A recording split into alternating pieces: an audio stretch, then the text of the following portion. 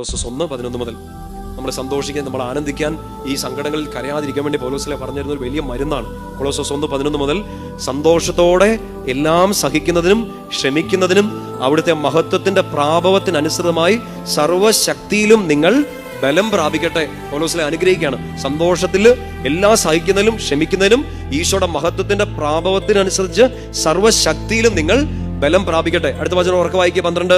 പ്രകാശത്തിൽ വിശുദ്ധരോടൊപ്പം പങ്കുചേരാനുള്ള അവകാശത്തിന് നമ്മെ യോഗ്യരാക്കിയ പിതാവിന് കൃതജ്ഞത അർപ്പിക്കുക. എന്ന് വെച്ചാൽ നന്ദി പറഞ്ഞുകൊണ്ടിരിക്കുക, പരാതിപ്പെട്ടുകൊണ്ടിരിക്കുകയല്ല, സംതൃപ്തി ഇല്ലാതെ നടക്കുകയല്ല, ദുഃഖിച്ച് നടക്കുകയല്ല.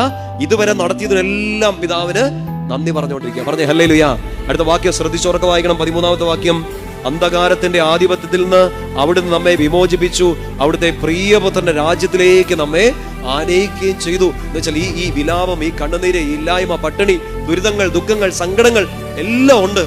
ദരിദ്രരാണ്, വേദനിക്കുന്നവരാണ്, വിശക്കുന്നു, ദാഹിക്കുന്നു, സ്വന്തമായിട്ട് കിടക്കാൻ ഒരു സ്ഥലമില്ല. ദൈവരാജ്യത്തിന്റെ അംഗങ്ങളാവാൻ വേണ്ടിയിട്ട്